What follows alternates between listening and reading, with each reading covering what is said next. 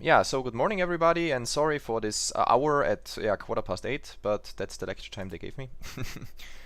So, first let's talk a little bit about the administrative stuff. Yeah, first of all, where are the slides? So the slides actually will be, let me see, I did not push them onto GitHub yet.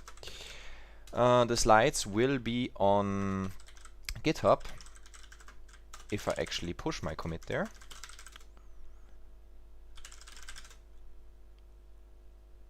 Which should be the case in exactly now. If you can't find them, please let me know. This will be the repository that we're not only going to use for the lecture, but also for the pro seminar, where I'm going to post all the assignments and stuff. So, second question, now that we know where are the slides, where's the instructor? Well, at the moment, if we were in a room, this is what I would look like, and obviously I'm always looking extremely good, and I'm always working with computers, plugging in and out cables, like the business photo on the left suggests, which is of course a complete farce. So normally I just sit in front of a computer, and this time all of you and myself, we just sit in front of a huge virtual conference room that we try to somehow make work. This is pretty strange. I did a pro seminar already in the past semester in the bachelor, which worked quite nicely actually, but not the streaming lecture, so let's see how this goes. If at any point any of you have suggestions on what to improve, or if I should do something more or less or whatever, just please give me feedback. I'm usually quite nice to talk to about these things. I'm open to feedback, let's put it like that. Organizational stuff about the lecture. You should hopefully know my name. You also see on the left my room, where I'm usually sitting in the office. Right now that doesn't make too much sense, so we're not gonna have any office hours unless there's something extremely important to talk about, I guess. Normally if there are any issues, just, I don't know, post a message on Discord or just send me an email. I'm usually quite responsive unless I'm extremely busy or out of the country. In terms of dates and location of the lecture and the pro seminar, just check LFU online, because there might be some holidays. I think the 26th of October, for example, is a Monday. Generally, the lecture is every Tuesday at this sort of ungodly hour. Normally it would be in HSP 7, so at the moment we're streaming, and I expect this to carry on that way until the rest of the semester. And the pro seminar will be on Monday from 12:15 to 3 p.m. Although experience has shown that we're probably not gonna need the full 3 hours that we have. Eduard, can you, thank you, mute your microphone. More organizational stuff. So what are the prerequisites for this course? For the lecture, actually it's mostly just an interest in parallel programming and high performance computing. There's very little beyond that. You don't need to have too many practical skills. I saw that some students are registered for the lecture only and not for the pro seminar.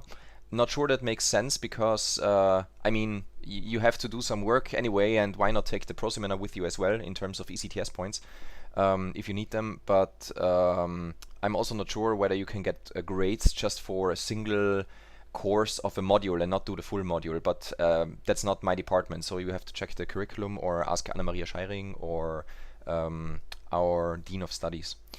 In any case, for the pro seminar, beyond the lecture knowledge, you also need some practical programming skills in C or C++.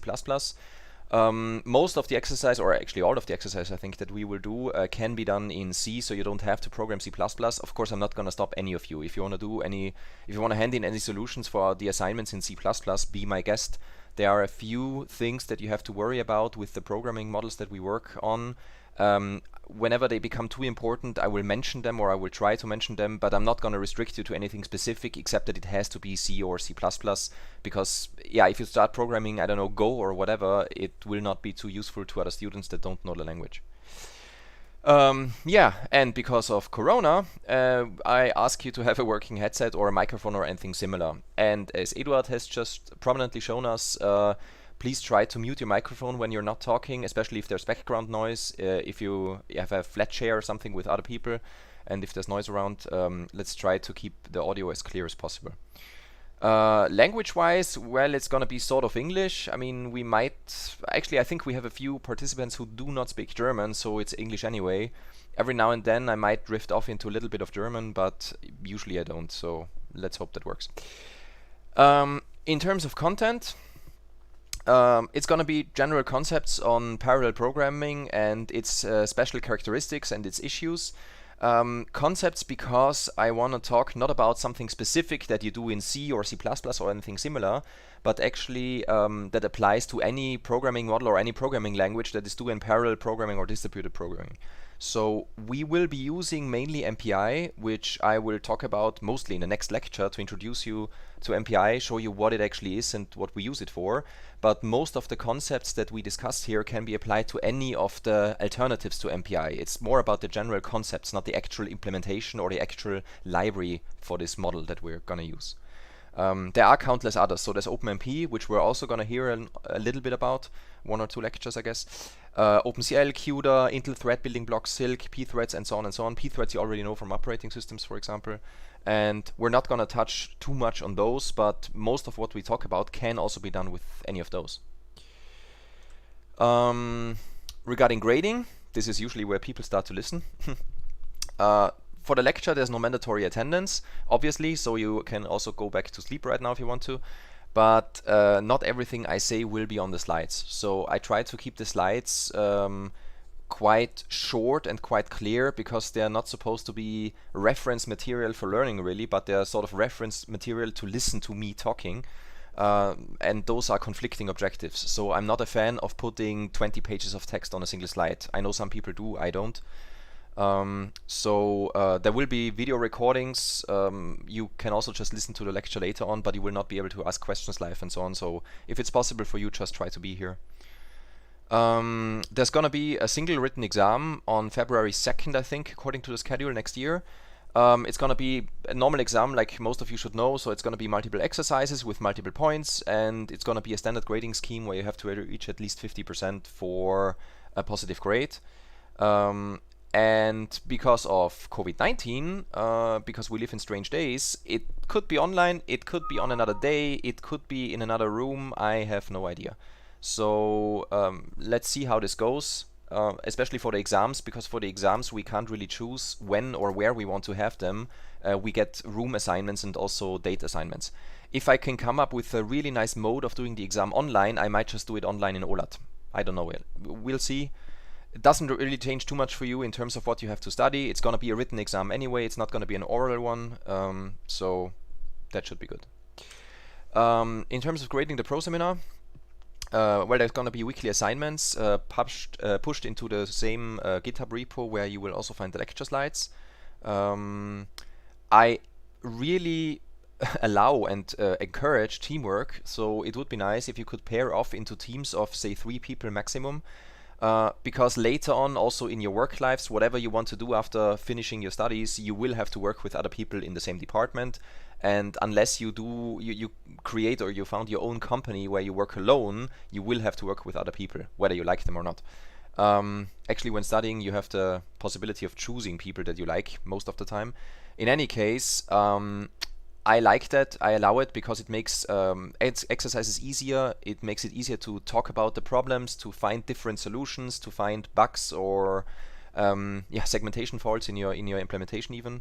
In any case, every team member must be able to present and discuss the solution. So it's not okay if you say, I'm in a team of 3, the others wrote the exercise, I just uploaded it and I can't present it and I can't discuss it because somebody else did it in my team. Obviously that doesn't work. Solutions will have to be handed in before the pro seminar starts on Monday. So I'm gonna have you upload solutions to OLAT so I can download all of them and take a look. I won't be checking every homework every week, but I will try to do sporadic checks to make sure you don't just mark exercises as done, although you didn't do any work. And unfortunately I had students do that in the past. The solutions must work on the LCC2 cluster. So we will be working on the cluster because for the kind of programming that we want to do, sticking to our own computers is not sufficient. We need more computing power than that. If you say that your solution worked at home, but it doesn't work on the cluster, although I specifically ask you to run your solution on the cluster, obviously this is not going to work. So you really need to make sure that it works there. And for access and everything to the cluster, we're going to use the next pro seminar upcoming next Monday, where you're going to get credentials for SSHing to the system, and I will explain to you how to work on that and so Copying solutions for me personally is acceptable most of the time if they are properly cited and if you understand them. So if I have an assignment and you look for it on Google and you find a Stack Overflow post with the exact right solutions that you have been looking for, I really have no problem with you copying them and presenting those solutions, because that's what you're going to do later in your job also. Unless there's a licensing issue, why should I have you work your ass off for 5 hours if you can Google for the solution and arrive at a correct solution in half an hour that you know works? But you have to know that it's the right solution for the assignment, and you have to understand how it works. Don't underestimate that. And don't copy solutions if you don't include URLs, if you don't cite them properly, because that's not what we do. If you do that for your master thesis, for example, they could take away your academic grade, so your academic title. Let's not do that. And for, well, grading exactly, it's going to be 50% solutions and 50% the presentations and discussions we're going to have throughout the pro-seminar here on Discord. And both must be above 50%. So if you always mark all the exercises and you can never explain any of them, you're not going to get a positive grade. I hope that's okay for you. I think that's quite fair. And in terms of how we do this for COVID-19, we're just going to do screen sharing on Discord. I'm streaming here on YouTube, so I can actually record the lecture, but for the pro-seminar that's not required. I'm not asking any of you to permanently record your screens, so yeah. Almost the last slide on this slide set. So in terms of literature, if you want to know more about what we do, if you need to read up, well, the first resource is really the internet, because there's lots of stuff out there. We are going to program a lot with MPI. Here is a link to the MPI forum where you can obtain a standard if you want to read up on some MPI functions. Usually you can also just Google for them and read the man pages, for example. It's also available as a book for, I think, 15 or 20 euros in case any of you prefer, hard copies.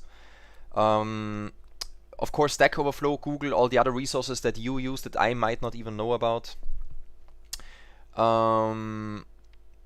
If you want any more printed books, let me know and I will look up some references. I don't know any by heart right now, because usually the top bullet, the internet, is also my first resource.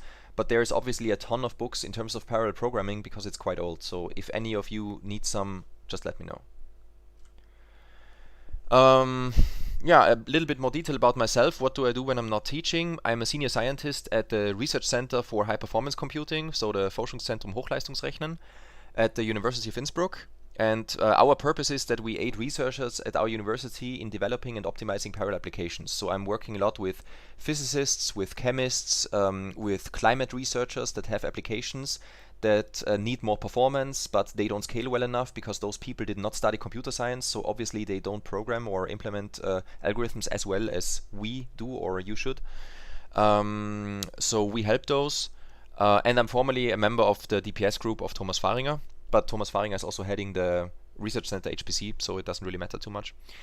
And I pretty much do everything in terms of high performance computing and all the topics around it. So that's measurement, optimization, modeling of performance, energy consumption, efficiency, APIs, how to write parallel programs and how to write them more productively, runtime systems, compilers, and so on and so on. If any of you are interested in master topics in any of these areas, just contact me and we will find something for you to work on. We're also doing lots of GPU stuff or have been doing a lot of GPU stuff in the past few months. So especially if you're interested in porting applications onto GPUs, let me know. And I work, as I said, a lot with application scientists from chemistry, physics, and so on. So usually we find lots of codes of those people to work with, which can be quite interesting if you want to look a little bit beyond the horizon. Yeah, and what are we all doing here now? We want to discuss key concepts of parallel computing, both hardware and software. We are going to discuss more than just speed, so many people usually forget or often forget that it's not only performance. We also want to discuss portability of codes to make them run on other systems without too much change. Usability and maintainability. It doesn't make too much sense to optimize your code for the last % of performance, but you turn a 20-line algorithm into a 200-line algorithm that nobody can read 6 months from now. That doesn't make sense. Productivity for the programmer is extremely important, because otherwise you're just writing dead code. So that's also stuff we're going to discuss. Unfortunately, it's not only going to be concepts and theoretical stuff. We actually need to do some work as well. So we're going to use MPI for implementing distributed memory parallelism. I'm going to explain a little bit later on what distributed memory means for those of you who don't know.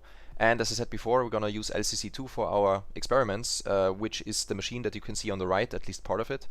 Which is a pretty old cluster from the university, but it's used for teaching only nowadays, so it's pretty much empty all the time, which is good for us. For today's lecture, I'm going to give a crash course on hardware, on parallel hardware and programming models, and how this came to be, why we actually need parallelism, what we are all doing here. I'm going to give in the next lectures a little bit of introduction to MPI and later on OpenMP also. And then we're just going to discuss a ton of generic concepts using MPI as an example. But as I said, it's just an example. It works for most of the other programming models as well. And we're going to discuss a lot of stuff like performance, efficiency, scalability. We're going to talk about how to properly partition a problem so it actually can be computed in parallel, how to schedule this workload, how to do load balancing if not everybody has to do the same amount of work. Then we're going to talk about how to classify parallel programs, what their characteristics are, programmer productivity, and so on and so on. So it's going to be a ton of topics. I didn't check now how many slots we have this semester, but it's probably going to be like 13 or 14 lectures. So we'll see. Last slide for this slide set. I want to give you some hints, not only for this course, because I would like to also give some general advice that probably works for other subjects or other courses as well. Choose a source code editor that you like, that's suitable, and choose it wisely. So what I really do not want to see, I mean, personally, I don't care. If you hand in solutions that work and you can explain them and you can work well, then whatever works for you works for me, that's fine. I just want to give the recommendation, try to use the really nice and sophisticated tools that we have out there. So try to use a developer environment that offers syntax highlighting, that offers some basic syntax checks already before compiling your code. Try not to work in a stupid plain text editor that has no coding capabilities whatsoever, besides indentation using the tab key, for example, because it will just increase your workload. Try to lift as much of the workload off you and push it towards the tool chain that we have available these days, and try to reduce your workload on that. Then try to get acquainted with the rest of the toolchain as well. We have a lot of debuggers. There's version control like Git, which I will be using to push the assignments and the lecture slides. Try to use it yourself.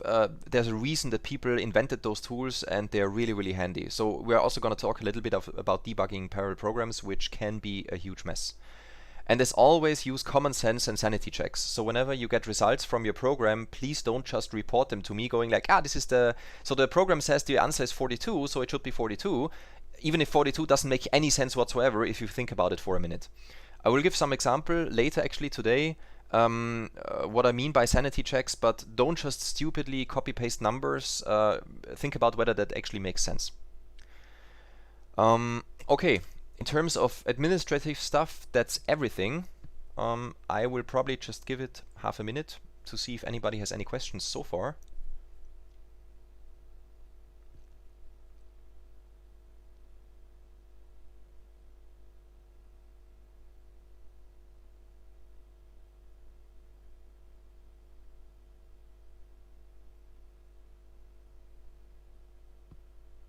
Nobody seems to be speaking up, so I hope that the live stream is still working.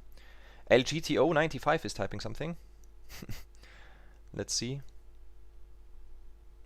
In the meantime, what I will try to do is not bore you with 2-hour-long lecture videos that I push online, but rather I will try to actually, because usually my lectures consist of 2 smaller topics or 3 smaller topics, I will try to later on split the videos and upload them or link them as individual videos. So if you're only interested in the second half of a lecture, which is a standalone section or a standalone chapter, you can only start the video there. I mean, we can all seek around in videos and get previews and so on, but yeah. Could I post a link to my GitHub repo? Of course I can do that. That sounds like an extremely reasonable request. Let me see where it actually works, but it should. And this is the link to my GitHub repo. I will also probably link it in LFU Online and also link it in OLAT or wherever. So let's see. Okay, assuming that works. I don't know, to be honest, what the delay is. I have my laptop running with the stream watching right next to it, but I hope that's not the actual delay, but that seems like a minute or so. And the ultra low latency setting should give me just a few seconds tops. But yeah.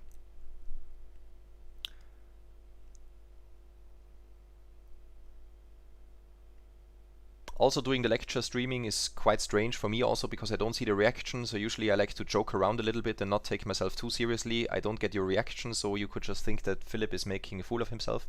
I don't know. Not seeing your faces, I can also just not care and continue my monologue here in front of my computer. But with the streaming delays and everything, we all just have to switch to a little bit of a different mode. I mean, you probably know most of that because you did lectures already in the past semester online with streaming. But it's just sometimes I might take a few minutes longer than the lecture actually takes. I hope that's okay for you. Sometimes I may finish 10 minutes earlier. Let's just see how this goes. Anurag is asking whether we have to push the solutions in the repo and do the same with OLAT. So the repo, no. I mean, you can fork the repository if you want and keep it as your own copy of the repository to push your solutions and have your nice little repo with your entire parallel systems work. But the solutions that I will be taking a look at will have to be published in OLAT. And you will see that probably next week when I give you the first assignment, and I will open the OLAT submission. So there's going to be an entry for every week where you just submit your solutions as a zip file, for example, or whatever archive, I don't know. And I don't need access to any repo of yours. But personally, I would recommend that you fork it and keep your own copy so you can track what you did.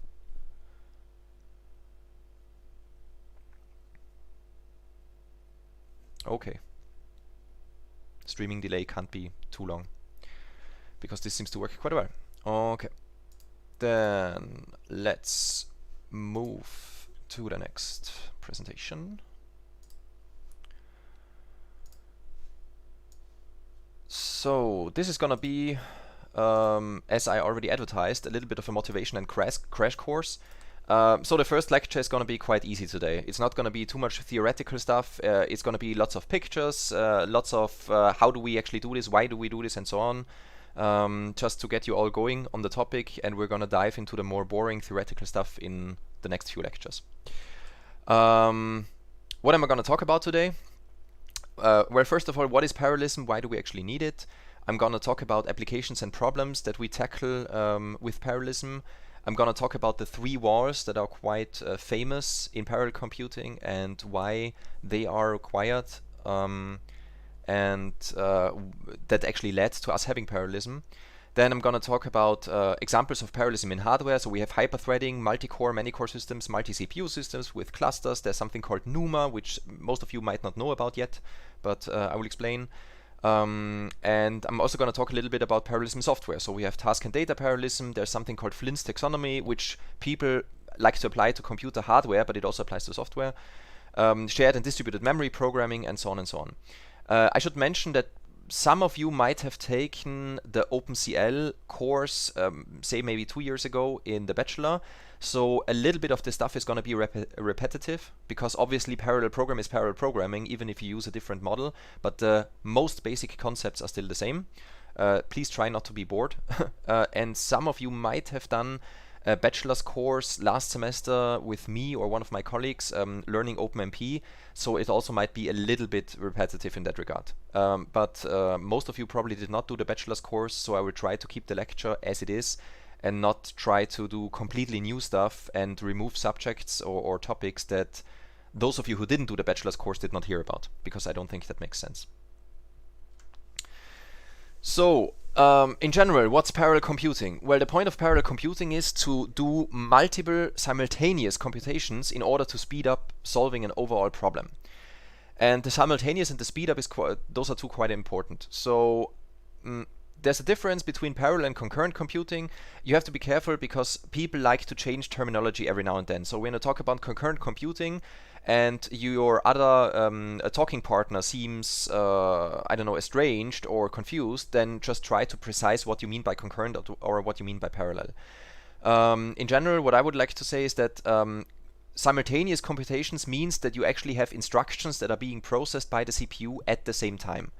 Concurrent computing you could also realize by just writing a p-threaded code, for example, that runs on a single core CPU, and every now and then you just suspend a thread and you resume the computation of another thread. From a software perspective, it might look like your program is actually executing stuff in parallel, but it's not. It's only one instruction at a time. Parallel computing really means that you have multiple computations or multiple instructions really happening simultaneously as we speak. And the second part is speed up. So generally, as I said before, but not exclusively, the goal is to have faster computation of the result, because usually we need parallel computing because we deal with problems that are so large we cannot compute them on a single core. So we have to parallelize the problem to get the solution faster. But it's not the only goal. People also like to do it for, I don't know, saving energy or for other reasons. Now that's the software part. The hardware part is that obviously in order to do simultaneous computations you need multiple processing elements in hardware that can be used simultaneously. People call this parallel hardware. I know this seems like a really stupidly simplistic point, but this is extremely important. If you write a parallel program with MPI or OpenMP and you run it on hardware that you don't know too well and it's a single core thing, you're obviously not going to get a parallel code. It's also still going to run sort of sequential and there's not going to be any speed up. So you always need to use parallel hardware as well. And there are lots of different shapes and forms, which we're going to discuss a little bit later on. Now we know what parallel computing is. The question is, why do we actually need it? And as a motivating example, I would like to tell you about something that we worked on at the DPS group, say, I don't know, 5 years ago or so, from 2015 to 2018 to be precise. Most of you might remember the Deepwater Horizon oil spill in the Gulf of Mexico that happened in 2010, which was an extremely large mess. So we had tons and tons of oil spilling out into the ocean that stayed on the ocean surface, stayed on the ocean floor, and so on. Environmentally speaking, that's a nightmare. I mean, you can probably guess by taking a look at the top right picture that shows this oil film on top of the ocean.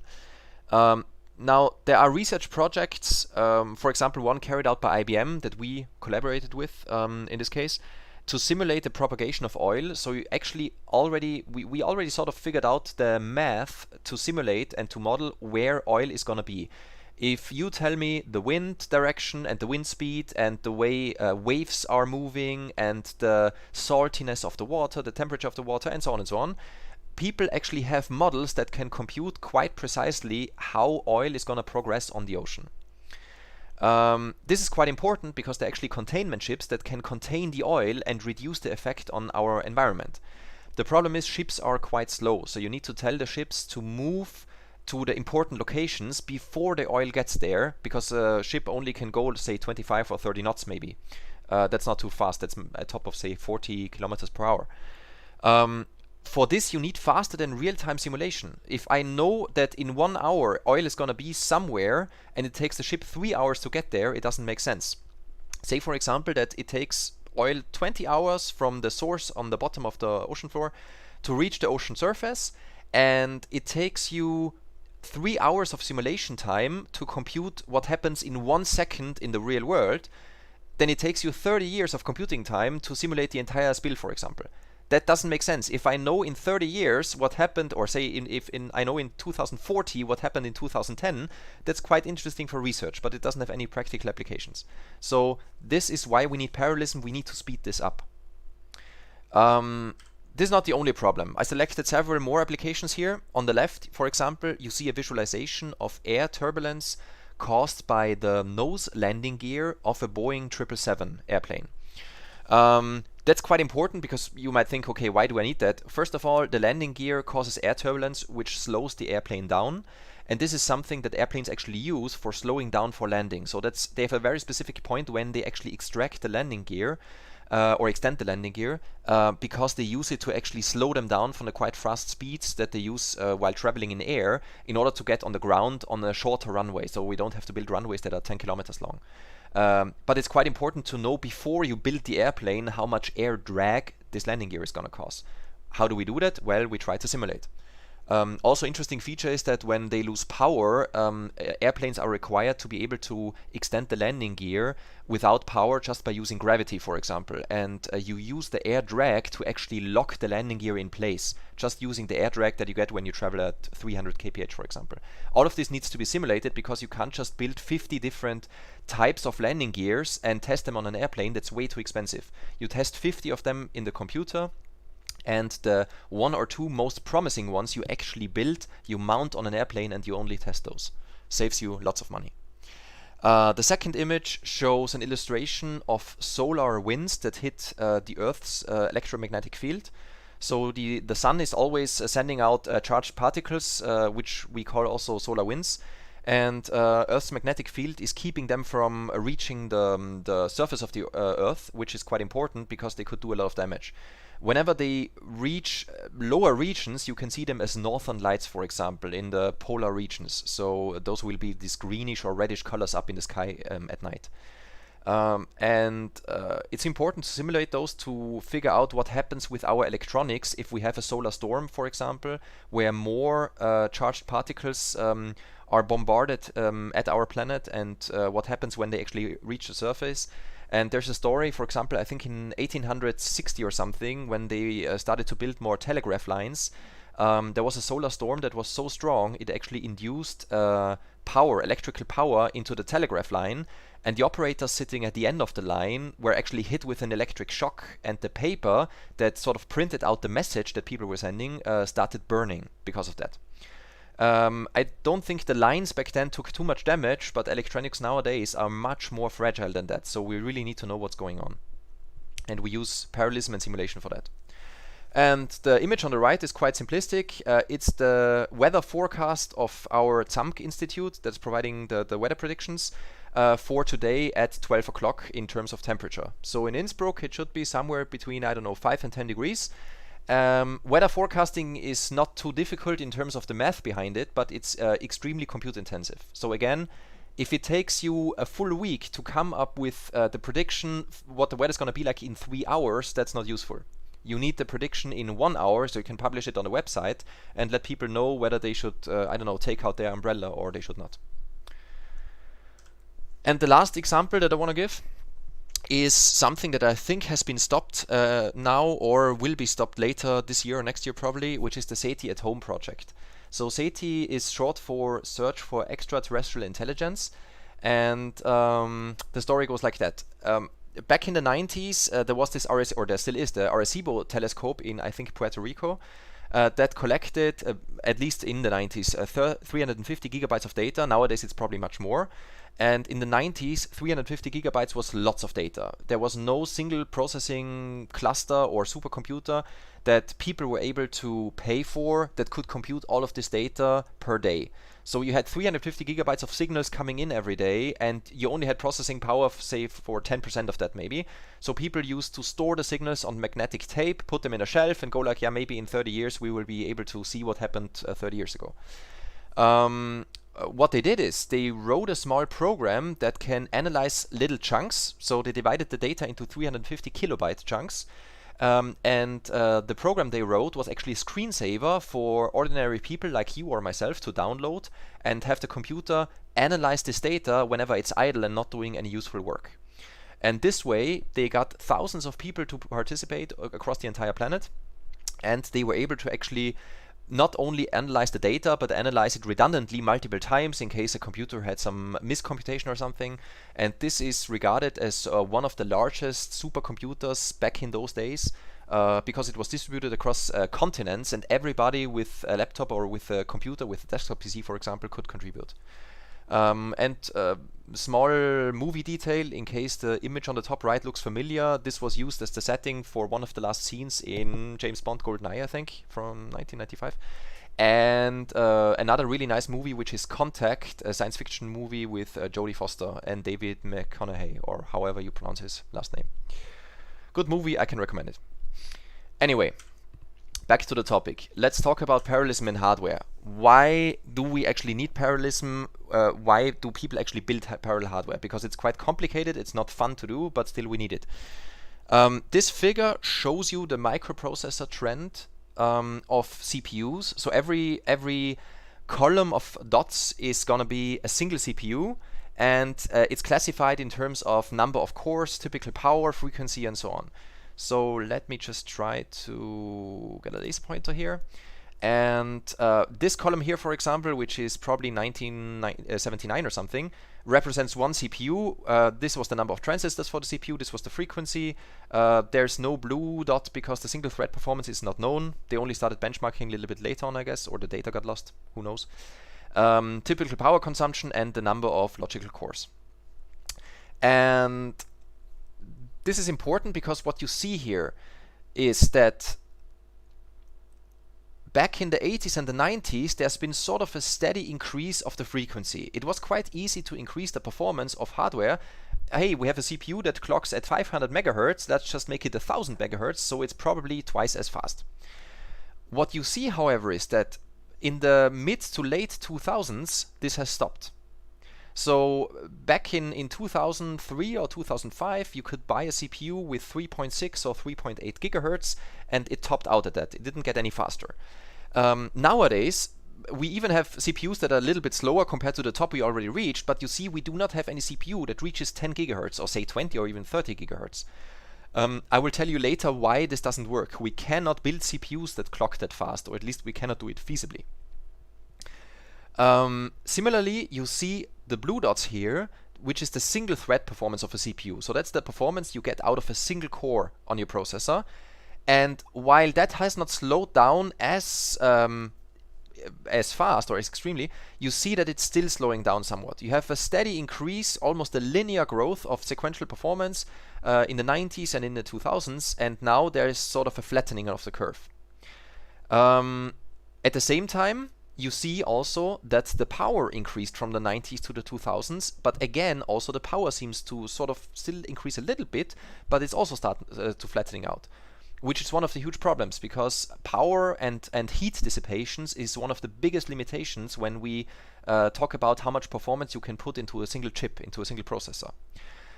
What you still see, however, is, for example, the number of transistors increasing. So apparently this power limit and the frequency limit didn't put people at rest when it comes to putting more transistors in your CPU. And what happened really is, you see when you examine the black dots here, you see that people started to put multiple cores in your CPU, and that sort of seems to be increasing at the moment still without a limit. At some point you will hit some limits, but we're not there yet. So nowadays you can get CPUs with 64 or 128 cores on a single die, on a single CPU. And this is really what started happening in the, say, mid-2000s, where people realized, okay, we cannot increase the frequency more, we cannot get more single thread performance out of your hardware, we need to add more hardware to do this in parallel, because sequential performance has reached its end. And there's another visualization that I like to use for this, which is the Russian Loon class Ekranoplan. So those are airplanes that actually not fly up in the air, but they stay very low just above the ocean and use something called a ground effect. And the Soviet Union wanted to have an airplane that served as a missile basis, for example, for, I don't know, attacking the US whenever they launched their nuclear missiles or whatever. Luckily, nothing of that really happened. The point is that this airplane was so heavy, they needed to just put more engines on it, which is the add engines until airborne approach. So on this airplane you see 8 engines which it needed to fly, and actually they only built 2 prototypes of that thing and never went into production. What I want to show you with this is, it doesn't make sense to just throw more resources at the problem. You need to be more sophisticated than that. You need to be smarter than that. Just trying to increase the frequency, of course you might be able to increase the frequency still, but it gets too expensive. It would just be much easier to add additional cores and write a parallel program instead of a sequential one, and then you might be able to deal with something that doesn't need 8 engines right behind its nose. So one of the most famous laws that led to this parallelism thing is Moore's law, and many of you know this as the performance doubles every 18 months, which is actually a rephrased version. Originally, Gordon Moore, who is, by the way, a co-founder of the Intel Corporation, said in 1965 that the number of transistors in dense integrated circuits doubles approximately every 2 years. And back then, this also translated to performance. So if I have twice the number of transistors, I get smarter circuits, and I can just do double the performance in about roughly the same time frame. This actually was not a predictive measure back then. It's been derived from historical data, but it held until now and sort of still continues to hold, but it will cease to be true in this decade. It will cease to be true in the 2020s. And you can also see that, for example, if you compare the Intel CPU architecture updates. Previously, it used to be a tick-tock approach, where first they moved to a smaller feature size. So they moved from, say, 14 nanometers to 10 nanometers. And in the second step, they do optimization on the same feature size. And in the next step, they again decrease the feature size. Then they do optimization and so on. They changed this to process architecture optimization because they have troubles actually manufacturing the CPUs, because it gets so small and it gets so complicated. And this also, all of this might seem theoretical. Why should I personally care about, or why should my students personally care about? But this directly affects you. So I put a quote here from a notebook check review that I linked below. They reviewed the 2019 version of the ThinkPad P1 Gen 2, whatever. Actually, I don't care about the exact model, but they say that it's slower than the previous year model because Intel cannot get their CPUs to be faster. So that happens with a lot of, I know Lenovo notebooks a little bit. I don't know any of the other brands, but most of them have the Intel CPUs that Intel is selling at the moment, and all of them have the issue that they are not faster than the models of 2019, and because of thermal issues, some of them might even be slower, because Intel tries to increase the clock frequency, the CPU gets too hot and it limits itself, and then you end up with, on average, less clock than before. So that's really a problem that affects all of us. And because of that, parallel computing is ubiquitous. So we have parallel computing really everywhere. Supercomputers started to be parallel in the 1960s, so a long time ago. Desktop PCs and laptops since, I don't know, 2003, 2005 and so on. But even cell phones and embedded devices, which you take for granted, but trust me, in the 90s, cell phones already did exist, but none of them had multi-core CPUs. So cell phones have parallel CPUs since 2011 or so, I think, and even smartwatches nowadays since or 4 years already, 4 or 5 years almost. Basically, sequential computing hardware became extinct. So if you have a microcontroller like an Arduino or something, you might find hardware that's so simplistic and has such a simple task, there's no need for the complexity of parallelism. But as soon as you move to something as simple as a smartwatch, you already have at least a dual-core CPU in it, at least for the more expensive ones. And reflecting that, on the right side, you see the amount of parallel or concurrent programming languages and libraries that are out there. That's a list I took from the English Wikipedia. I highlighted MPI and OpenMP because those are the two ones that we will be using, but just showing the vast smorgasbord of languages, of libraries, of programming models that are out there that deal with parallelism, or at least have support for parallelism, show you how important this topic is. And these just serve as a basis for more domain-specific languages that are aimed specifically at, say, physics, at chemistry, and so on. So this list is by far not complete. I tried to keep the list to something that's sort of generic and can be applied to multiple problems and not a single niche use case. Now, I told you about something called the three walls. Namely, they are the power wall, the memory wall, and the ILP wall. And those are actually the hardware reason why we need parallelism nowadays in hardware, why we can't just stick to those. All of the things that I told you previously is still correct, but this just goes into a little bit more detail in theory and tell you why this came to be. The power wall basically means you cannot increase the clock frequency anymore because it increases the dynamic power consumption in a way that you cannot handle it anymore. I will show you exactly why on the next slide. The memory wall means that there's a growing speed disparity between the speed of your computational units and the speed of your memory. So both the memory bandwidth to your main memory, for example, DDR4 or in the future DDR5 also, this speed is increasing, but the speed of your computational units or the computational power is increasing much faster than that. So that's something you have to deal with. And there's also the instruction level parallelism wall. which means that people try to improve how much you can get out of a sequential CPU by trying to overlap instructions and doing a memory fetch and a computation at the same time if they don't refer to the same data. But there's only so much you can do. Research has sort of stalled on this, and when you check CPU generations now compared to the previous generation in terms of sequential speed, you usually get increments of say 3% faster or 5% faster or something, but definitely not the improvements that people were able to produce 20 years ago. So now to explain the power wall, why this really happens that we cannot increase the frequency anymore. The frequency increase was not an option anymore because dynamic power consumption, which is only part of the overall power, but that's the one that we can actually affect the best, is caused by the capacitance multiplied with the frequency, multiplied with the voltage squared, multiplied with the switching factor. So what are those? The capacitance is a fixed property of your hardware. That's just an electrical or physical property that you cannot change. The switching factor alpha is how many transistors in your CPU are switching at every clock. So if the switching factor is 0, that means you supply power to your CPU, but none of the transistors are switching. Nothing is happening. If the alpha factor is 1, that means every transistor is switching at every clock. Obviously, this never happens in a normal CPU. Probably they would just burn off if that happened. And say 0.5 would mean that half of your transistors are switching at every clock cycle.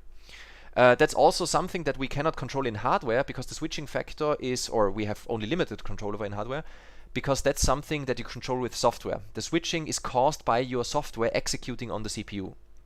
What you can affect in hardware is the frequency and the voltage. And as you see, I sort of migrated this formula into an equivalency of the frequency to the power of 3. Why? Because you cannot just increase the frequency without increasing voltage as well. At some point, you are asking the transistors to switch so fast, you need to increase the voltage for them to be able to do it in the time allotted until the next clock cycle. So if you increase the frequency, I don't know how many of you try to overclock their PC, for example. If you increase the clock frequency and you do not increase the voltage, at some point you will get wrong computation or even your operating system will crash.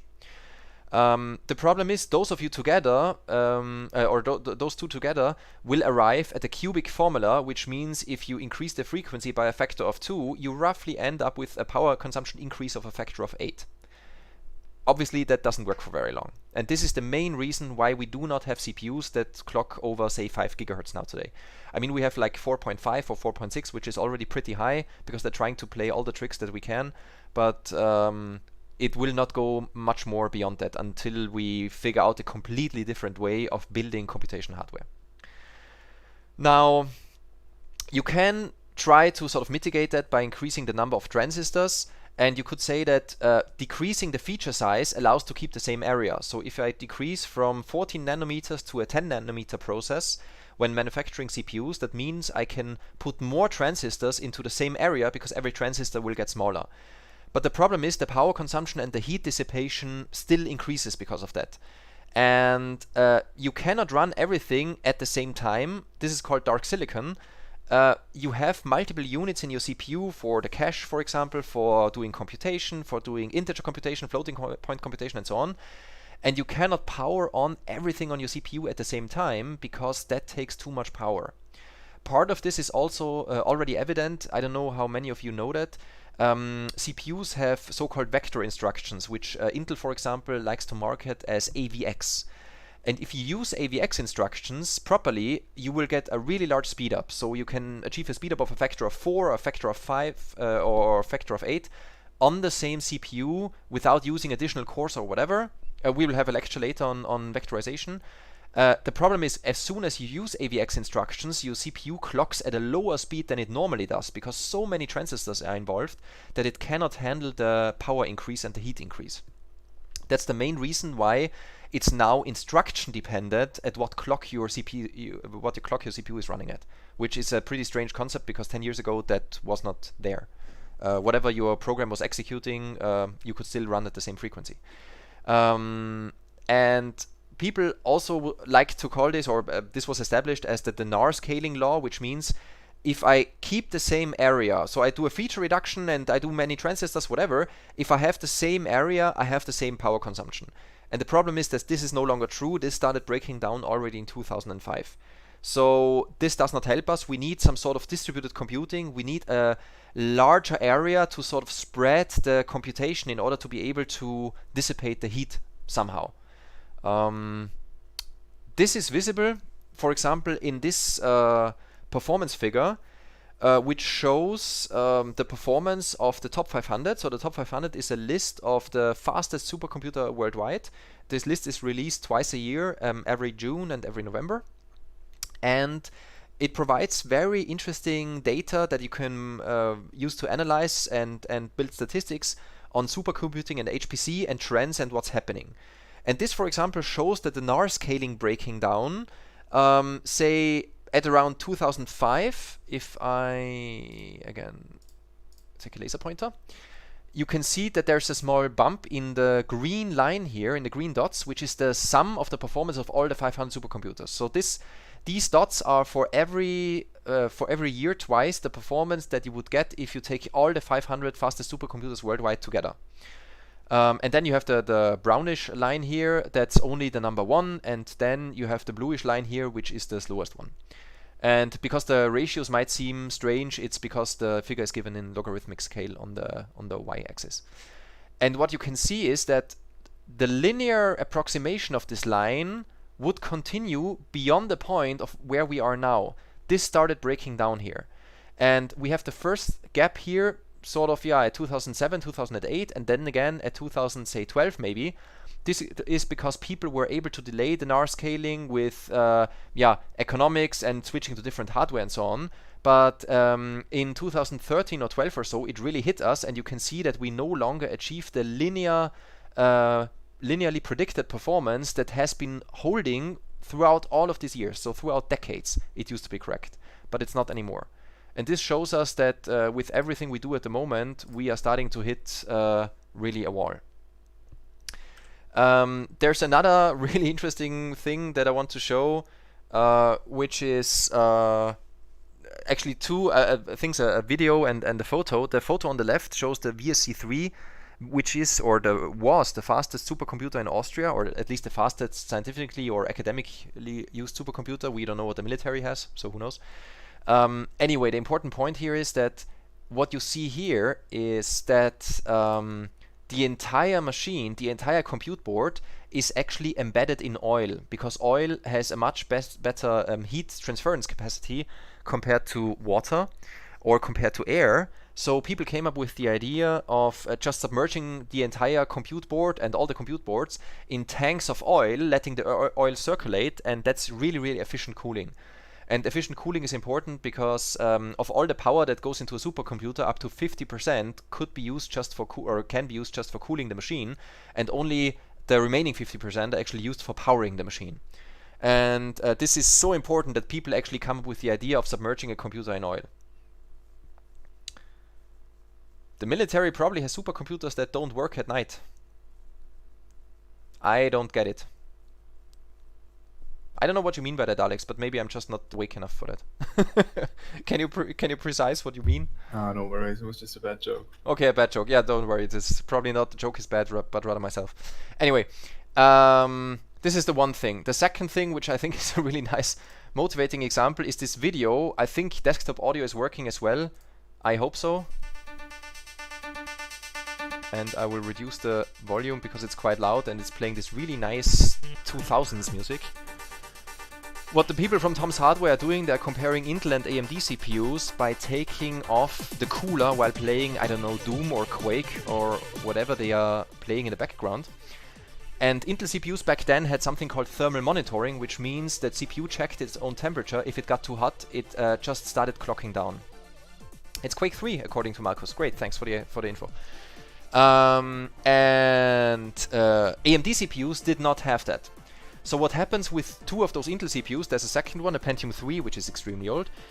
You take the cooler off, and what you see happening is the application just freezes, it might slow down. If you put the cooler on for the first CPU, it actually continued its computation, it continued the game. For the second CPU, the game just froze, but nothing damaging happened. The CPU stayed, in production mode, sort of. Now this is what happened with an AMD CPU that did not have thermal monitoring. First of all, we can see a message in the back that says your application crashed. Second, you can see smoke going up. This is because without thermal monitoring, and if you still pump, I don't know, 50 or 100 watts of power into a CPU, which at the voltage of these CPUs is close to 100 amperes, I guess, is getting the CPU quite hot. So they measure 370 degrees Celsius just by taking off the cooler and just by running Quake 3 in the background. And this should show you how important this heat dissipation topic and this power topic really is. That's like the single most important thing why we need parallel computing, or why people needed to migrate to parallel computing about 20 years ago. And the same continues here. You see smoke going up and this CPU is broken. This will never produce any correct computations again. So I put the link below in case any of you want to rewatch it, but it's anyway over anyway. Now that was the power wall. Let's continue with a little bit more boring stuff again. Let's go to the memory wall.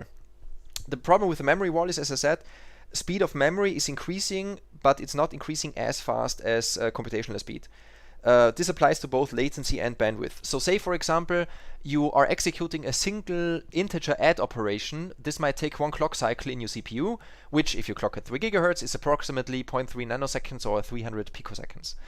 Now the latency of getting this data from main memory could be as large as 300 clock cycles, which is 100 nanoseconds.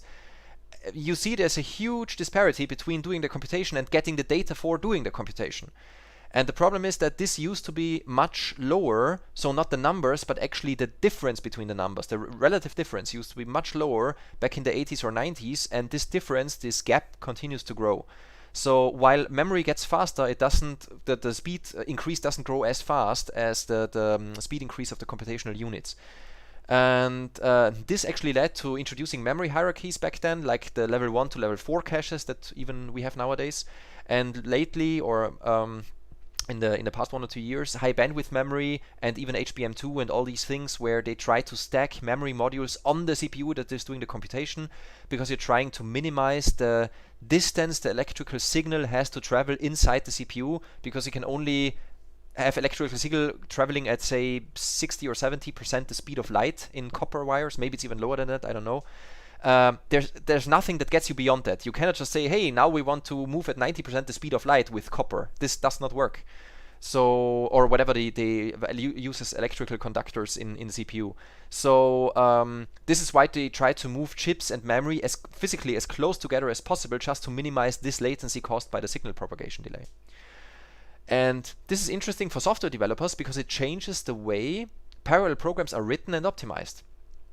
Back in the 90s, you tried to optimize for specific instructions. So it was extremely slow to do a division operation or to do a square root operation. And if you had an algorithm that needed that, and you could come up with another algorithm that did not use a division, but say a subtraction, for example, even using multiple iterations or something to get to the same result, it used to be faster. So people tried to optimize for specific instructions that were known to be fast. Nowadays, you don't do that. You don't really care too much about the instructions that you use, but you try to focus on the latency of memory operations like load store and try to optimize them as much as possible. Or you try to aim for a high data locality, which means whenever you need to access main memory, get data as much as you need and then try to compute with this data as long as possible until you really have to load next data, because the loading and the storing is really expensive. So whenever you load data, try to load it into the cache, work in the cache for as long as possible, because every time you need to access main memory, it's going to be a performance penalty. And there's going to be much more that people do to avoid this, but that's just one aspect. And as a side note, for these latency numbers that I presented, I want to show you this figure on latency numbers every programmer should know. I have the link below. It's even interactive, so you can scroll through the timeline to see how this changed in the past, I don't know, 40 years or so. This is important for the sanity checks that I showed you in the previous slide set in the administrative stuff. You see, for example, that we have here a black box that represents 1 nanosecond, and 1 nanosecond is approximately the time it takes you to access a level 1 a data that's residing in the level 1 cache. On the other hand, it takes, for example, 3 nanoseconds if you have a branch misprediction. So the processor tries to predict if an if is going to be true or false, and it already can start executing the code. And if it was wrong, it has to undo what it did. That's overly simplistic, but let's just put it like that for now. And this is going to cost you, say, for example, 3 nanoseconds. On the other hand, 100 nanoseconds makes up a blue box, and a blue box with 100 nanoseconds is the reference to main memory. And this is important because this is exactly what I mean by memory by sanity checks. If I ask you to do an assignment on benchmarking the level 1 cache access time, I want you to write a program that measures how long it takes to access the level 1 cache. And your program measures, say, 1 microsecond. And you go like, hey, the level 1 cache access latency is 1 microsecond. I will just put it in my homework, submit it, and Philip is going to be happy. This cannot be the case because 1 microsecond is much, much, much too slow for the level 1 cache. If you take a look here, it's even much too slow for the level 2 cache. So obviously, I mean, these are approximate numbers that should approximately hold for every architecture out there. Obviously, architectures can be different. But generally speaking, these numbers, or the ballpark of these numbers, should hold.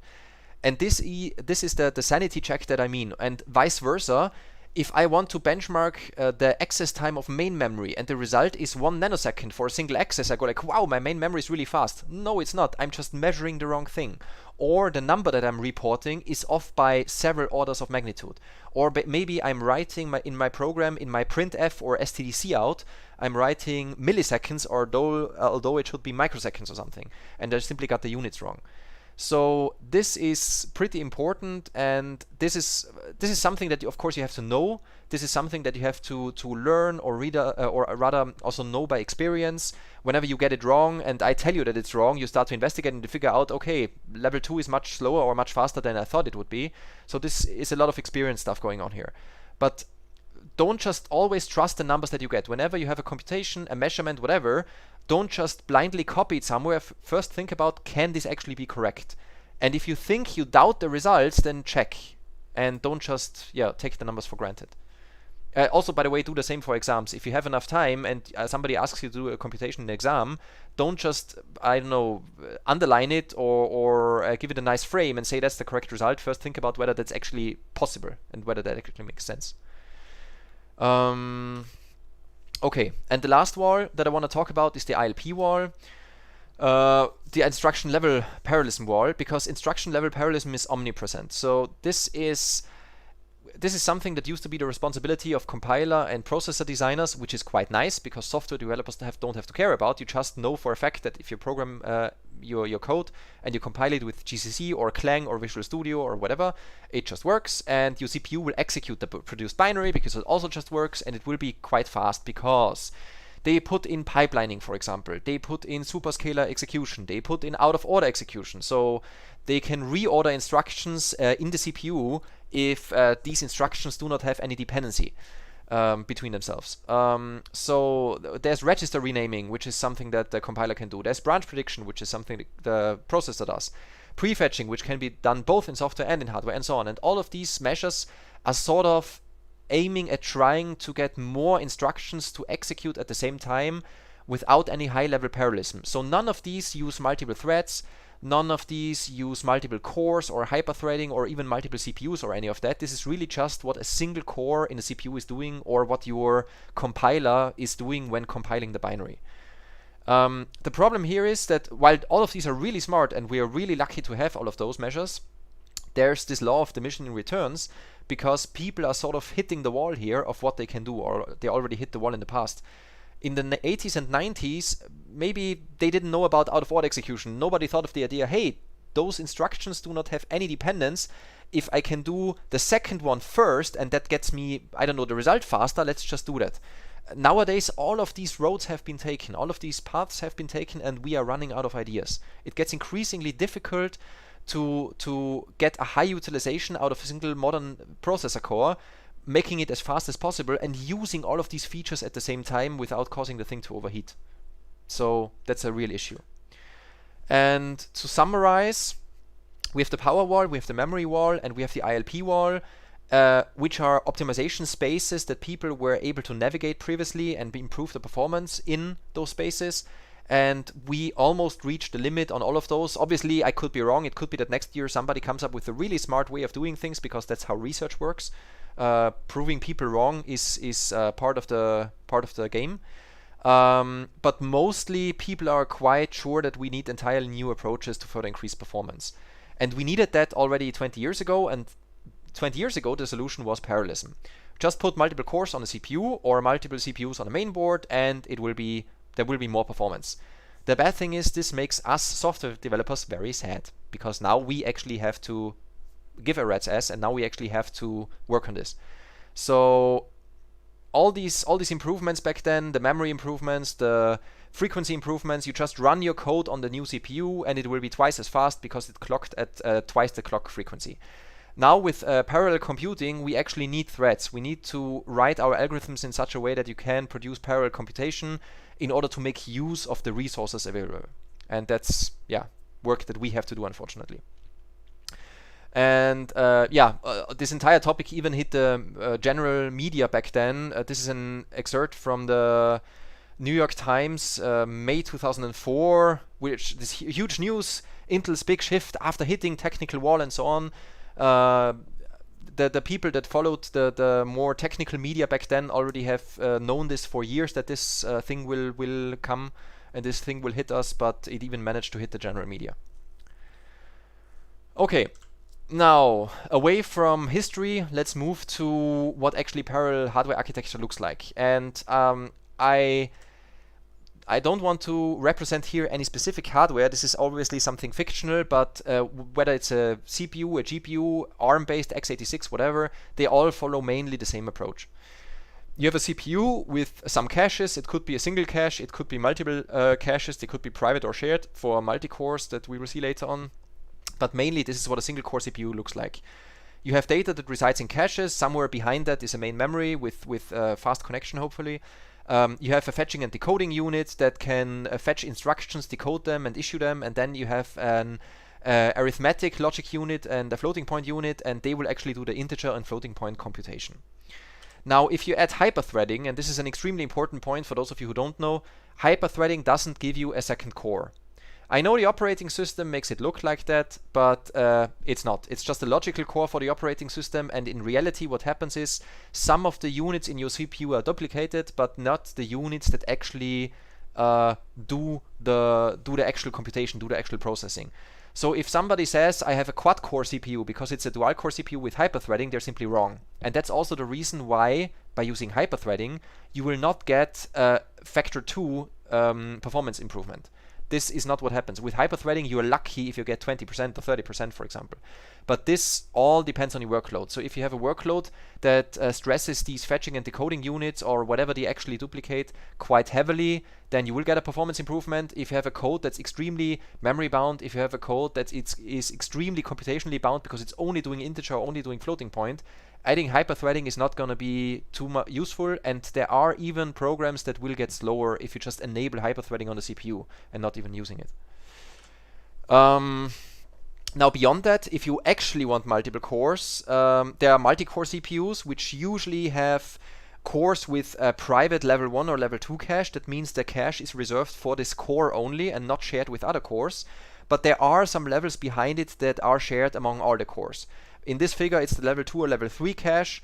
Nowadays, it's mostly only level 3 for modern CPUs. It could be a level 4 cache if you have a CPU that offers that. So that really depends on the actual architecture.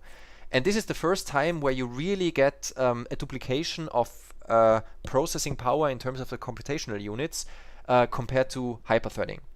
And I just like to stress this hyperthreading part so much because people like to just put up the task manager in Windows or Linux or whatever and go like, hey, it says I have 8 logical CPUs. Yeah, but that doesn't mean you have an octa-core. You really have to be careful about these things. The next step is to actually put multiple CPUs on the system, which we call a shared memory node. The node consists of 2 CPUs, for example, or 4 or up to 8 CPUs. That's sort of the limit of how much you can do in standard systems. I will show an example later on that is definitely not standard and that defies these laws.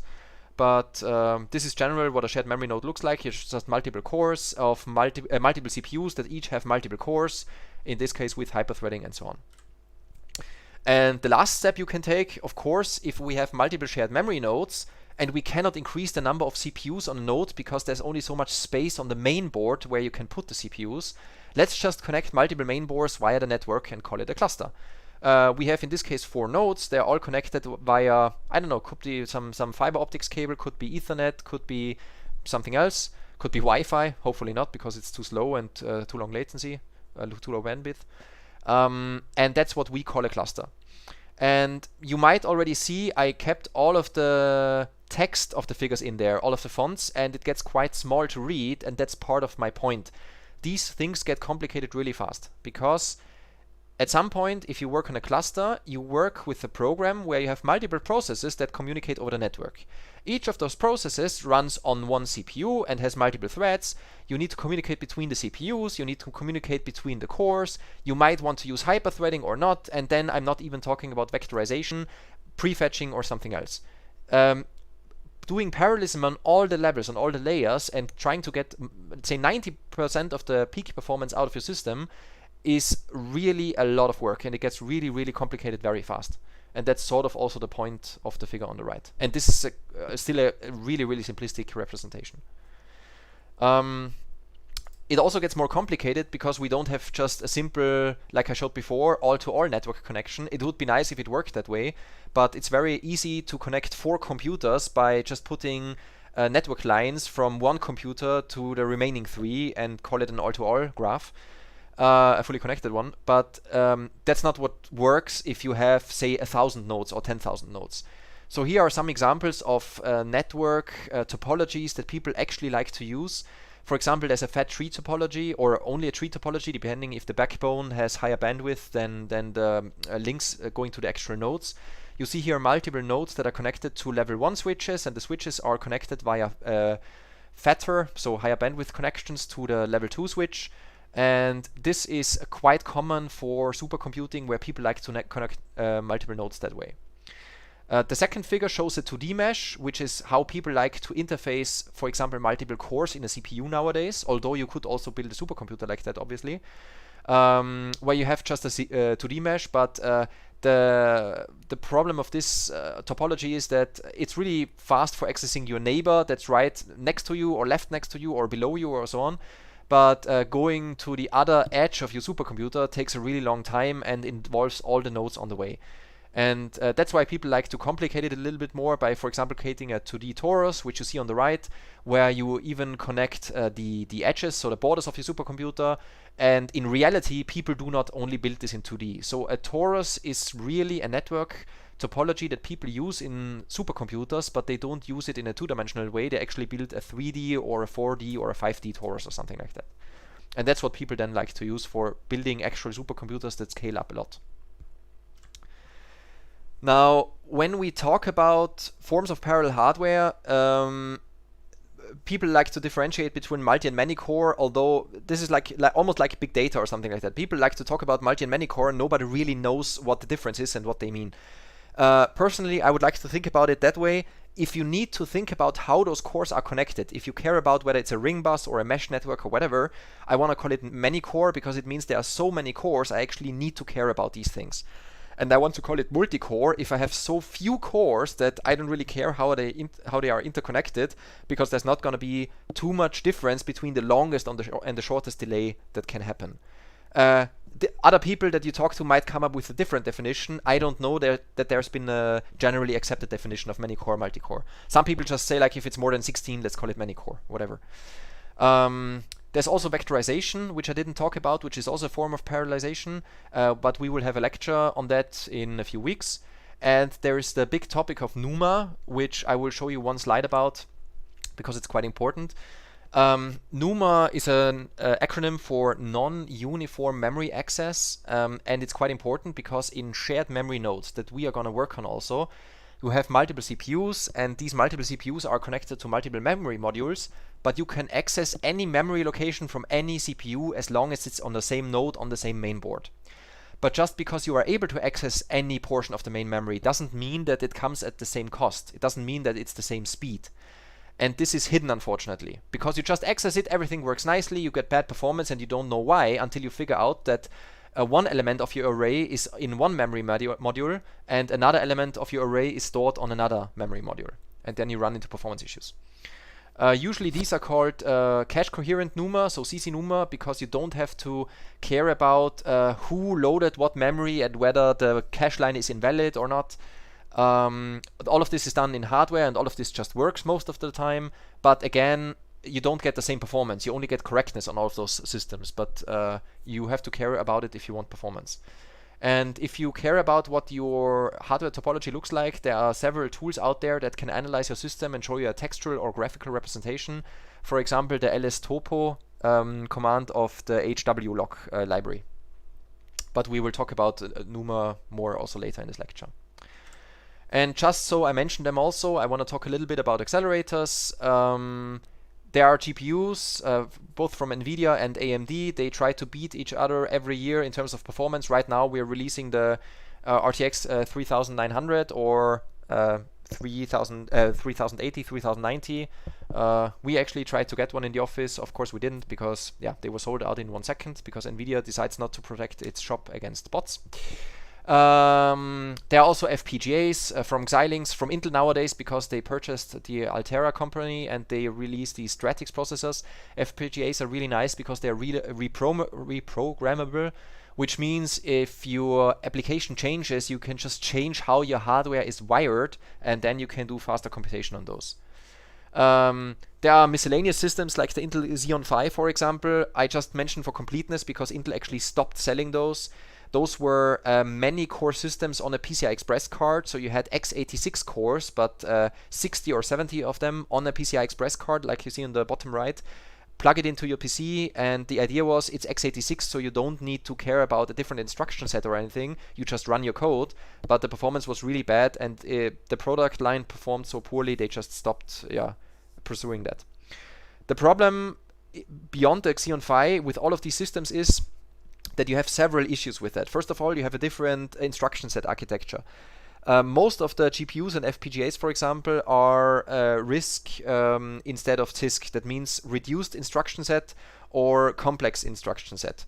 So x86 has a ton of assembler instructions. There are hundreds or even more than 1,000 instructions for every single operation that you can imagine that more than one person needs. That makes it very complex, and writing correct x86 assembler is really a life's work, I would say. That's why we have compilers, so we don't have to write assembly. Moving to GPUs gives you a ton of performance increase for many programs. You see like, oh, somebody ported the code on a GPU and it runs 200 times faster. This can really happen. The problem is you have a different instruction set and you need to use different instructions, and in order to do that you switch to a different programming model like OpenCL. And anybody who worked in OpenCL or CUDA or any of those programming models, you people know that you cannot just use any C or C++ code inside a GPU kernel. You are restricted in terms of what you can actually do on this system. If you stick to those restrictions, your code works and you will get hopefully really good performance out of it. But not everything is portable, and you really have to care. You have to rewrite your application. You can't just recompile your C code to run on a GPU. You work on a different address space, so you don't have the access to the same data. You first have to move data onto the device, you do your computation on the device, you move it back. However, I don't want to go into too much detail about any of those systems because we're not going to be working on those in this lecture. Maybe, I guess there's not enough time to do this in another time, so in next year or second year, but there's going to be a GPU computing course offered by Peter Thoma, and I think he covers this usually quite well, because he's quite good at this stuff. So coming to the university, what do our supercomputers actually look like? Well, we have the LCC2, which is the system that we will work on.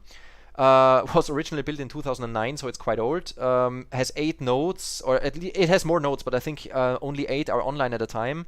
And each node has 8 cores, 2 quad-core CPUs. 32 gigabytes of main memory. It has an InfiniBand network with 16 gigabyte per second bandwidth, which is quite fast, and then a latency of 2.5 microseconds for whoever cares.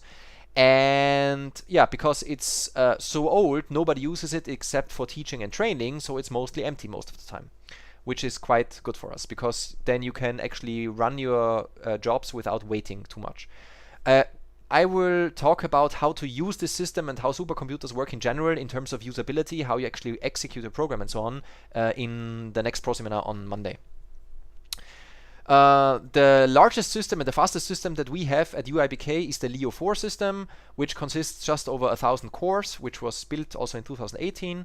Consists of 48 nodes with newer CPUs, of course, more memory. The bandwidth increase is quite substantial, so it's almost an order of magnitude, up to 100 gigabits. The latency decreased by a factor of 5, and this is what's actually used for scientific research at our university. So if you're a physicist or a chemist or whoever, and you need performance, then this is the main target system that you go for if you want to have a lot of performance. And it's still used in parallel, I think, with Leo 3 and Leo 3E, which are the older systems, but they are still online, I think. Now, what do we have beyond Innsbruck? There's the VSC4 in Vienna, which is the fastest system that we have in Austria, or again, the fastest academically used, which has just under 20,000 cores in almost 800 nodes with two 12-core CPUs per node, 96 gigabytes of main memory, Intel OmniPath interconnect with even lower latency compared to what we have in Innsbruck. And when they first brought it online in June 2019, it ranked 82 in this worldwide top 500 list. And since that, so after 1 year, we dropped to rank 105 because that's how it works. People build faster machines, put them online, and then you drop in your ranking. The fastest system, however, that's available worldwide at the moment is Fugaku in Japan, which has just under 8 million cores, which is a lot. So it's 160,000 nodes, and this is interesting because so far I showed you standard CPUs in terms of the ISA, so those were all x86. The fastest system on the right is using Fujitsu A64FX CPUs, which are ARM-based. So they're 48-core CPUs, but they're not x86. So if you try to move an x86 binary there and you execute it, you get an illegal machine instruction exception or something like that. Each node is only equipped with one CPU, however 32 gigabytes of high bandwidth memory, which is much faster than normal memory, of course. It uses a Tofu Torus network with 6 times, I don't know, almost 60 gigabits per second. So if you're interested in that, just Google for it. I'm not going to go into specifics, and obviously this is not information I'm going to ask you in the exam. So I'm not going to put a question there that asks you to remember the number of nodes of Fugaku. Trust me. I think it's just an interesting comparison to see how large these systems can actually get. And this system currently ranks worldwide. Maybe until next month. Let's see what happens in November when the next top 500 list is released. Tobias is asking whether I know what the 8 million cores are used for. To be honest, no. Scientific research, I would say. Scientific, academic and engineering research, but still scientific research. So most of them are doing simulations in terms of physics. It's not going to be used for weather prediction or anything like that because all the national weather institutes usually have their own clusters for that. But these systems you use for really, really large computational problems like simulating, I don't know, how synapses work in a brain, for example, where you need to have a few 100,000 synapses and see how they interact when some of them are firing or stuff like that. I could look it up on the internet, but to be honest, you can do the same. I think there's a Wikipedia page about Fugaku. I don't know if they say what it's used for, but in general, it's just all the types of applications that I showed you before in terms of simulating what happens in our world and in the universe without us, being able to examine it more directly. That's, by the way, a general thing of explaining why we need this type of simulation and modeling. There are basically 3 branches in science how you can try to understand something. You can try to do it analytically, for example, with mathematics, which works for everything that's well understood and for which we have the math for. But all these physics interactions, like say waves on an ocean, we do not have the mathematics in order to solve this analytically exactly. We need to have numerical mathematics, which tries to approximate the solution by computing multiple steps, and at some point the error is small enough so you are happy with the result. But we cannot get the exact result normally. We can only approximate the solution, and at some point you say, okay, my error is 10 to the power of minus 5. I'm happy with that because that's sufficient for my publication or whatever. So analytics only works if we have the math. The second thing would be to try stuff experimentally. Simply, I don't know, create an ocean, push some waves and see how they behave. The problem with that is a lot of the time it doesn't work. Remember the example I showed you with the solar storms. I can't just, I don't know, take my cell phone, call the sun and say, hey sun, today is a really good day for my research. Please send more charged particles today. I want to see what happens. That doesn't work. Also, some of the time you don't want to do that. So say, for example, we want to see what happens if we have 20 meters of snow on Nordkette, and if an avalanche rolls down, whether it will hit, I don't know, the Bergiselschanze on the south border of Innsbruck. How far will the avalanche get? Well, even if I could produce 20 meters of snow on Nordkette, I wouldn't do that because I would kill 100,000 people in the process. That's not something that you try out in real world, even if you could. And if experimentally trying something and analytically computing something doesn't work, you need to resolve to numerics, you need to resolve to modeling and simulation, and you need to not resolve but resort, and you need to resort to parallel computing and supercomputers. And Christoph is joining us a little late. Anyway, now most of that was about hardware. Let's talk a little bit about software, although it's gonna be shorter. I'm gonna be a little bit over time maybe today. Let's hope not. Let's see. There are several types of high-level parallelism, data and task parallelism mainly. So there are lots of different ways of categorizing this. I'm just providing you some perspective on the topic, but obviously that's not going to be everything. If you do research for an entire year, you're going to come up with a lot more things. But I'm going to try to cover the most important stuff. Data parallelism means that you try to execute parts of the same task on different data simultaneously. I'm gonna show this in terms of picking apples from a tree, which is an example that Peter Thoman already used in his OpenCL lecture, and I think it's really nice. So I'm just stealing his work, sort of. Although I cited him properly, so yeah, I'm not stealing.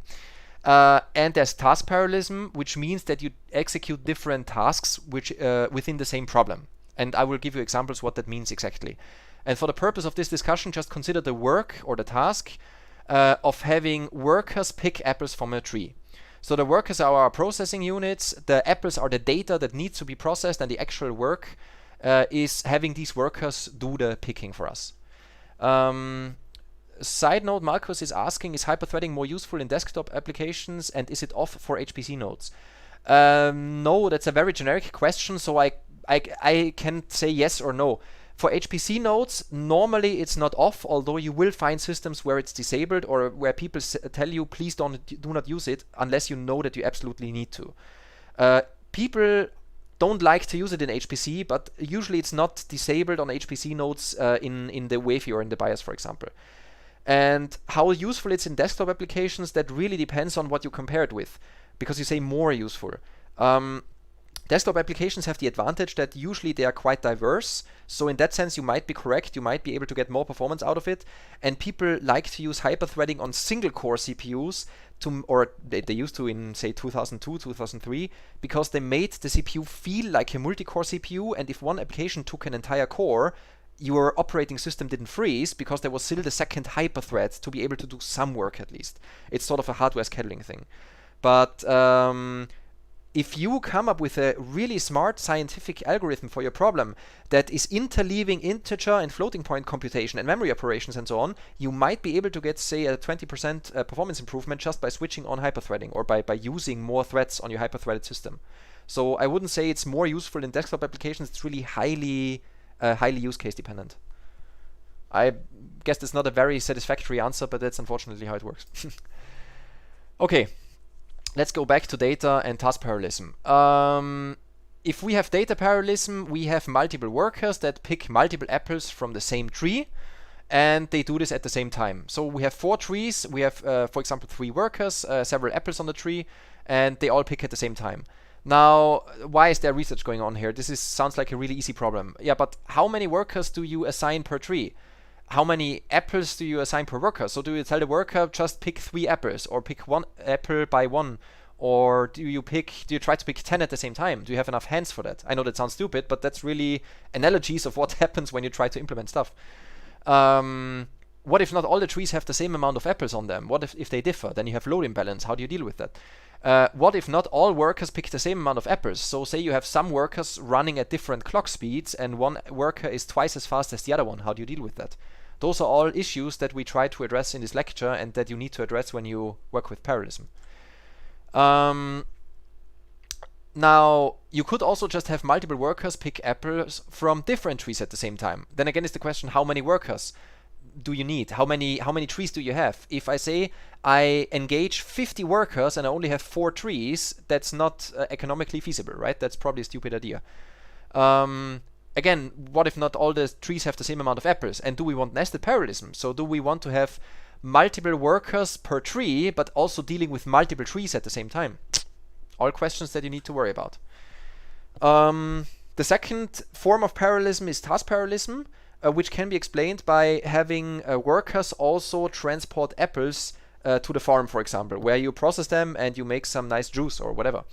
So how many apples do you pick before you actually transport them to the farm? You're not going to have a farmer transport them in a basket where you only have 2 apples in there if the basket can fit 30 apples, for example. And how fast is each worker at their task? If the picking worker is faster than the one transporting, maybe you should have more workers doing transporting at the same time. So those are all complicated questions in computer science. And of course, there's hybrid parallelism where you try to do task and data parallelism at the same time. And the complexities of that you can consider yourself, or we will end up experiencing those with actual applications later in the pro seminar. But at some point you have to think about a lot of stuff at the same time, and it's really interesting because you try to debug your data parallelism and you figure out that your task parallelism is wrong, or vice versa.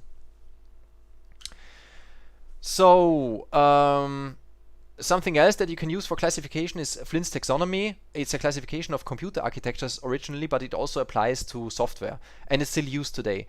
So mainly it's just saying that you have single instruction, single data, single instruction, multiple data, multiple instruction, single data, and the full thing, which is multiple instruction, multiple data, which just means what you do at what point in time.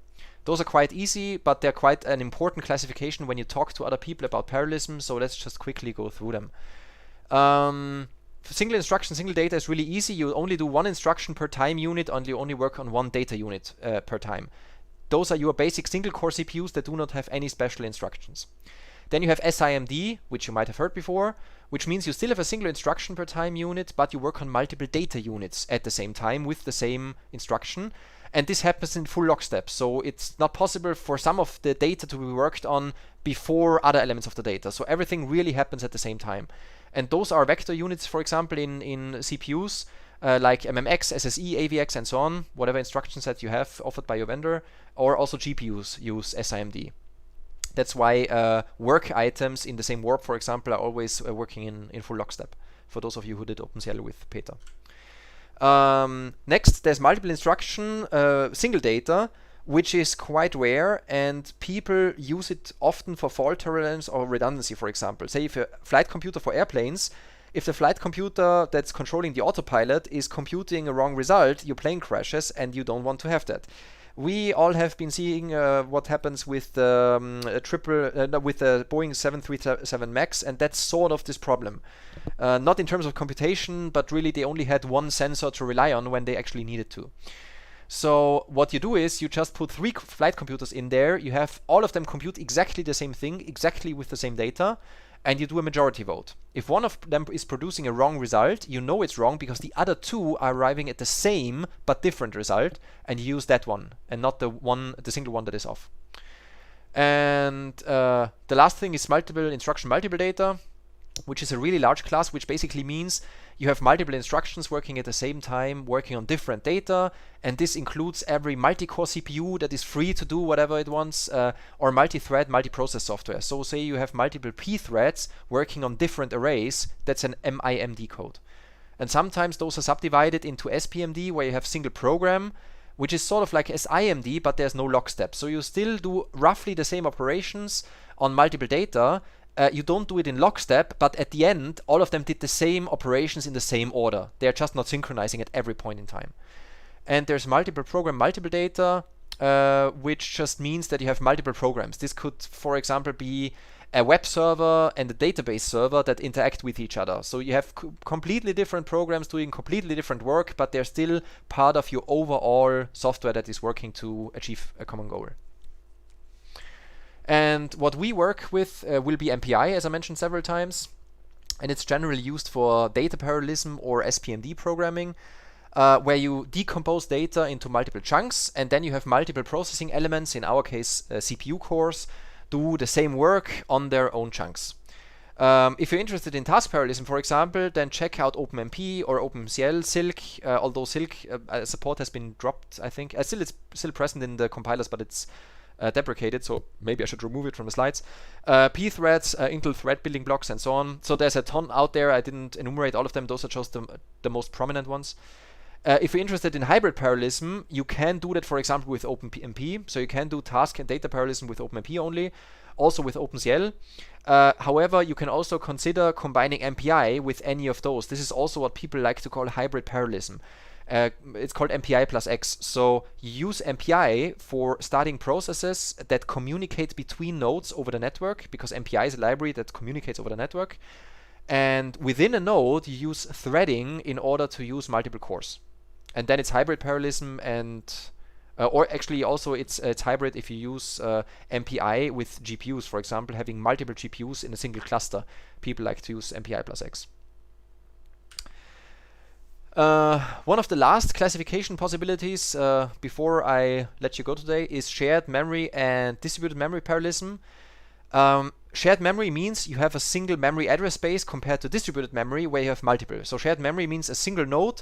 All the memory is attached to the CPUs, and you can access your entire physical address space from any process within this node. This is what your normal laptop looks like, what your cell phone looks like, what your PC looks like, and so on. Distributed memory means you have different memory address spaces, and you need some form of message exchange. You need to put data into a different address space for processors on the different address space to be able to work on the data. You need to push or pull it there. Shared memory program is usually based on threads. An example would be a pthread program with global variables, right? Global variables you can access from any of your pthreads as long as they're part of the same process. Whereas distributed memory is usually based on processes, and you need some explicit data exchange. In operating system, for example, you did FIFO queues or message queues or something like that, that could be regarded as distributed memory. Shared memory has the advantage that you can access the data directly. You just work on the data. You don't need to worry about getting it or storing it somewhere first. However, you need to worry about synchronization. So I have a small example here that just shows we need to do a lock operation to be able to increment the element of an array by the amount of 42. And then we do an unlock to make sure that nobody else is accessing this element at the same time. Otherwise, we have a race condition. Distributed memory requires message exchange to ensure synchronization. So we need to get the data first, because if we don't do that, we actually don't have the data that we want to increment, because it resides, for example, on a different node that I can only talk to via Ethernet. Then I do the incrementation, and then I send the data back, for example. And there are programming models that try to hide this and make it look like shared memory on distributed memory, but this is not what we do here in this lecture. So most of the time with MPI, we're going to do what you see on the bottom right here, which is exchanging messages, doing computation, and again exchanging messages.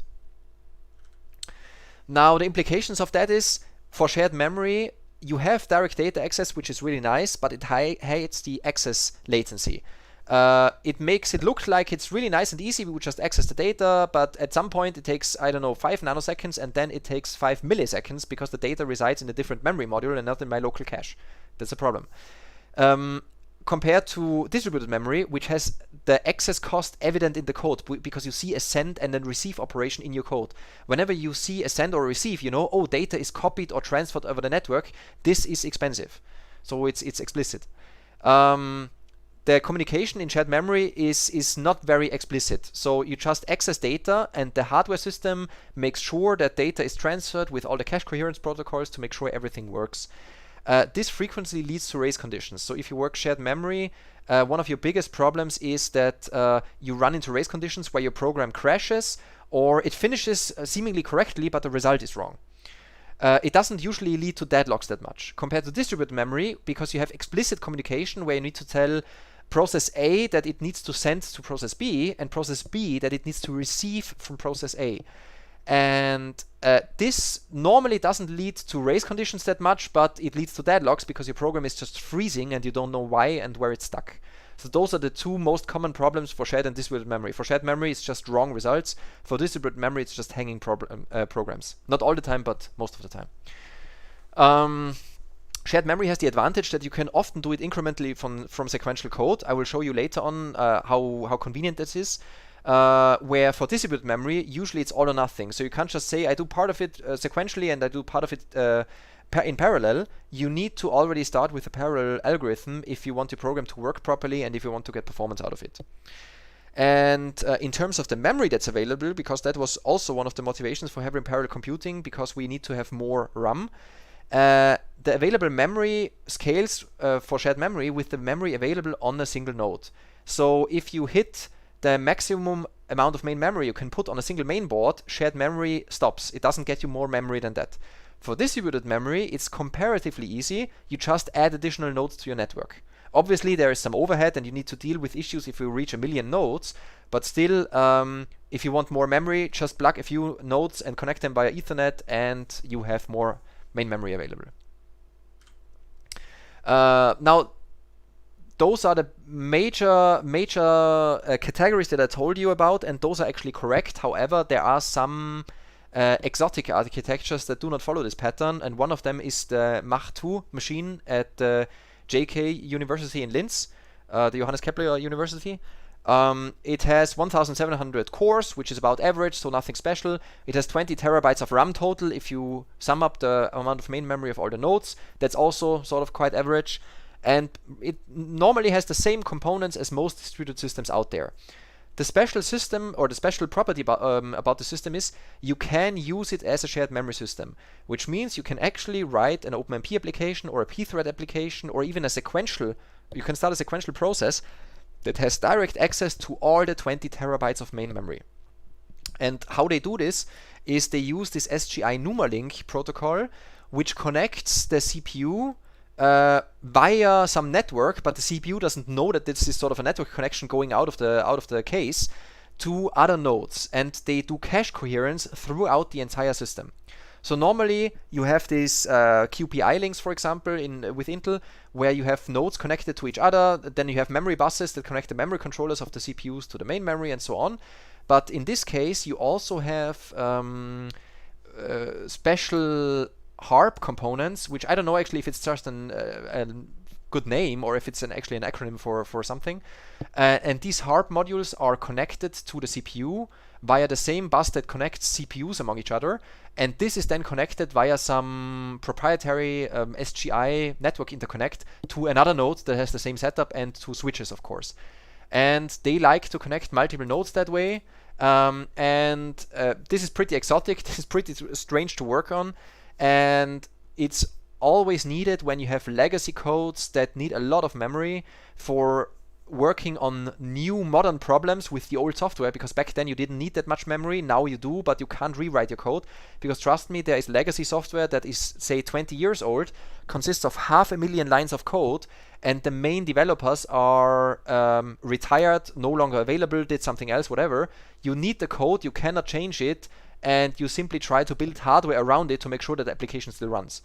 This sounds really expensive. It is, but that's really something that people do, and that's one of the biggest motivators why this exotic SGI architecture actually exists.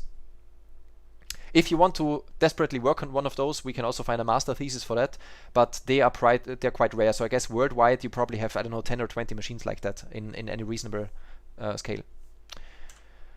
Okay, last slide before we reach the summary. In general, when we work on parallel programs and want to implement them, this is just some sort of general advice that I want to give you, but it holds specifically for us because working with parallel programs and implementing them is or can be much more difficult than just writing sequential code. There are generally 3 steps. First, identify the work that can be performed in parallel, or the data that can be worked on in parallel. Consider the apples and trees example. before you do anything, consider how many trees do you think you will have? How many apples do you have per trees? Do you roughly have the same amount of apples per tree and so on?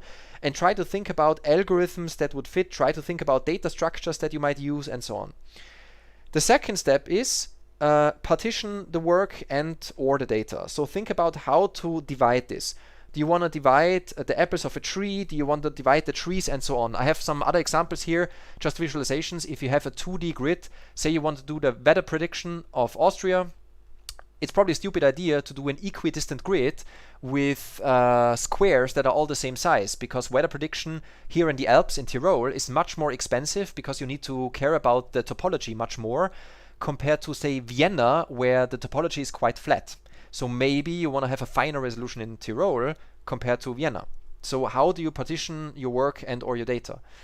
And as a step 3, think about how to manage the data accesses when you need to exchange data. For weather prediction, for example, you want to propagate wind or temperature information from one square to the next at the borders of these squares where they meet.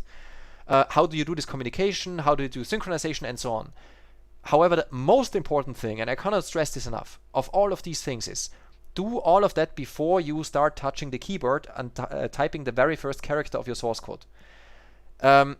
If you think, okay, Philip asked me to implement a program that simulates, I don't know, ocean waves or whatever, and you start implementing this, I'm pretty sure I'm going to need a 2-dimensional array, so let's create a 2-dimensional array. No, don't do that, because you will take a path without thinking about it.